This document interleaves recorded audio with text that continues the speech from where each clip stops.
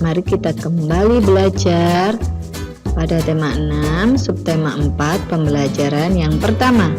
Bagaimana kabar kalian hari ini? Bu Guru harap masih tetap sehat ya.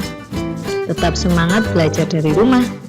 Nah, sekarang kita mau mempelajari tentang bekerja sama, menjaga kebersihan dan kesehatan lingkungan. Yuk kita pelajari pelan-pelan aja ya. Bekerja sama menjaga lingkungan. Ini menceritakan tentang Siti. Siti adalah tetanggaku. Siti menanam banyak pohon di rumahnya.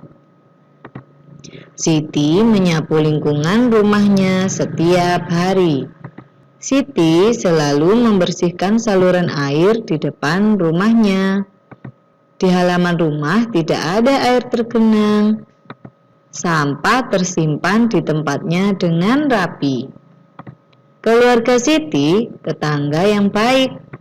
Kami membersihkan saluran air bersama. Kami menyiram tanaman bersama.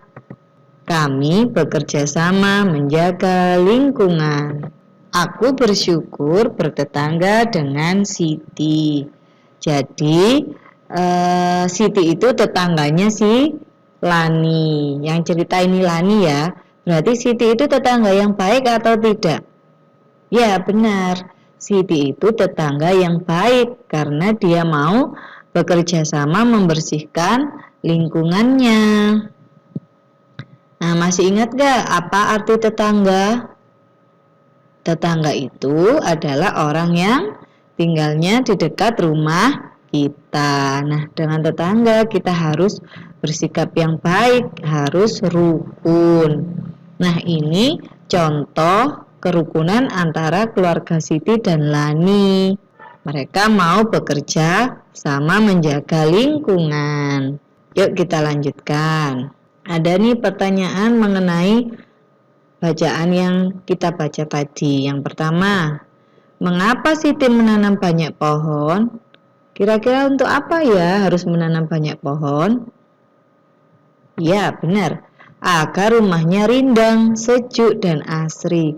Rindang itu tidak terasa panas, teduh, itu rindang.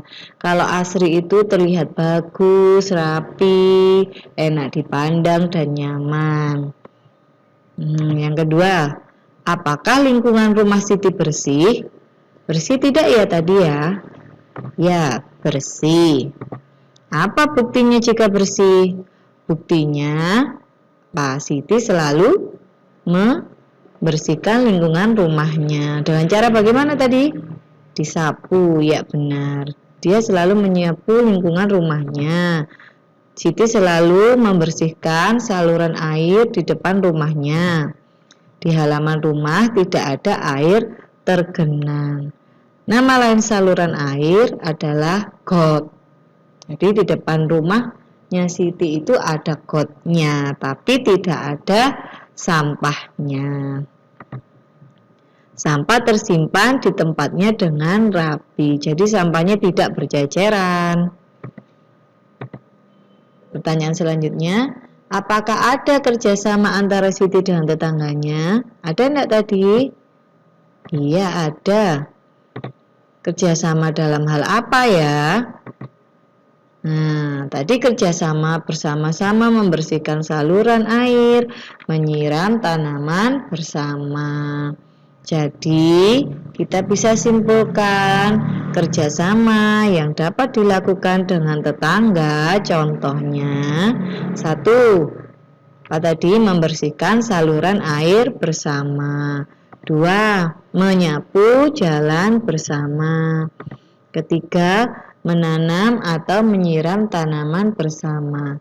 Dan lain sebagainya. Kalian bisa memberi contoh sendiri kerjasama yang pernah kamu lakukan dengan tetanggamu. Kita lanjutkan. Sekarang kita belajar tentang ungkapan pemberitahuan. Apa sih ungkapan pemberitahuan? Kemarin kita udah belajar ungkapan ajakan, ungkapan perintah. Nah, kalau pemberitahuan itu isinya memberitahukan sesuatu. Seperti pemberitahuan, pengumuman, atau bisa jadi juga kalimat sederhana biasa. Contohnya seperti apa ya? Nih, Siti menyapu rumahnya 2 kali sehari. Ini memberitahu kalau Siti menyapu rumahnya sebanyak 2 kali. Contoh lagi, Siti selalu membuang sampah di tempat sampah.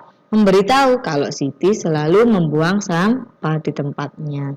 Ketiga, contohnya Fandi menulis di buku. Nah, memberitahu kalau Fandi menulisnya di buku, bukan di tembok ya. Keempat, hari Minggu diadakan kerja bakti. Memberitahu kerja bakti diadakan pada hari apa? Minggu. Pengumuman sama dengan pemberitahuan. Kelima, besok sekolah dilaksanakan secara daring. Ini juga ungkapan pemberitahuan. Coba nanti kalian mencari atau membuat sendiri ungkapan pemberitahuan. Nah, selanjutnya aturan menjaga lingkungan. Tadi kita sudah belajar tentang cara kerjasama dengan tetangga. Nah, bagaimana ya cara menjaga lingkungan? Pertama ini yang dilakukan Siti. Apa yang dia lakukan? Ya, betul. Membuang sampah di tempatnya. Berarti dia sudah menjaga lingkungan.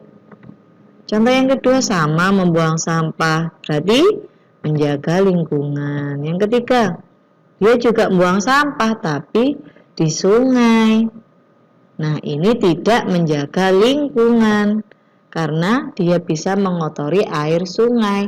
Air sungai yang kotor bisa membunuh ikan-ikan yang ada di dalamnya dan juga membuat lingkungan jadi kotor. Nah, ini kegiatan yang bagus seperti dalam cerita yang di awal tadi ya. Membersihkan saluran air atau got atau sungai kecil yang ada di depan rumah, menjaga lingkungan. Kemudian ini anak seenaknya membuang sampah sembarangan, tidak menjaga lingkungan. Jadi aturan menjaga lingkungan contohnya bisa membuang sampah di tempatnya dan membersihkan saluran air yang ada di dekat rumah. Selanjutnya kita belajar kerajinan dari bahan alam bekas. Masih ingat apa saja contohnya bahan dari alam? Ya, kemarin kita udah belajar ya bahan dari alam. Ada tanah liat ya kemarin, terus ada dari cangkang telur. Nah, sekarang kita mau pakai bahan alam bekas yang lain. Apa ya? Coba dibaca dulu. Kita harus menjaga lingkungan. Misalnya dengan memanfaatkan barang yang rusak. Dayu mengajak Siti memanfaatkan kemoceng rusak. Mereka membuat kerajinan bersama-sama. Kamu tahu kemoceng? Kemoceng itu sulak. Nah, yang kita bikin sekarang itu kemoceng yang dia bahannya dari bulu. Nah, itu kan bisa rontok ya, jatuh-jatuh. Nah, itu kalau jatuh-jatuh sudah rontok, masih bisa kita pergunakan untuk kerajinan. Kerajinan apa? Mari kita lihat. Nah, ini kemoceng yang sudah rusak. Kalau mau dipakai kerajinan, yang pertama harus dibersihkan dulu. Kita cabut yang masih bagus, lalu dicuci dengan air sampai bersih dengan sabun dan dikeringkan. Kalau sudah kering baru bisa digunakan. Untuk apa ya? Kerajinan dari bulu contohnya seperti ini. Nah, yang pertama itu untuk hiasan pensil, untuk hiasan kepala atau topi, untuk membuat kok. Kok ini adalah alat untuk bermain bulu tangkis. Ini semua asalnya dari mana ya? Bulu apa ya?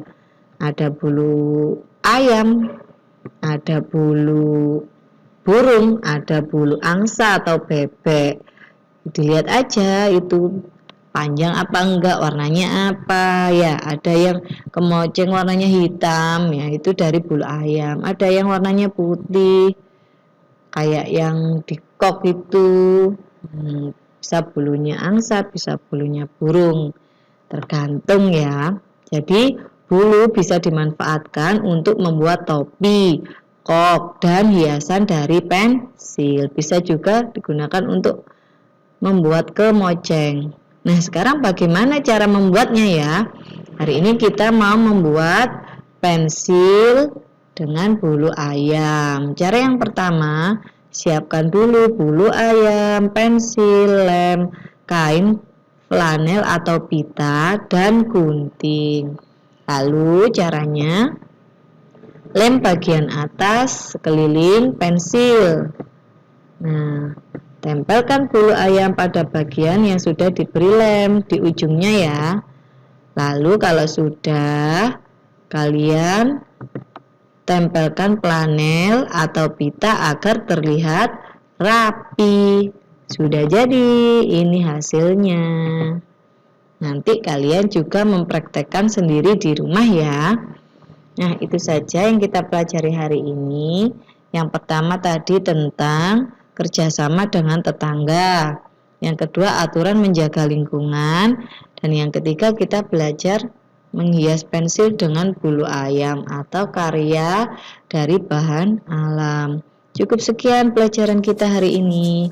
Bu Guru akhiri, sampai jumpa besok. Assalamualaikum warahmatullahi wabarakatuh.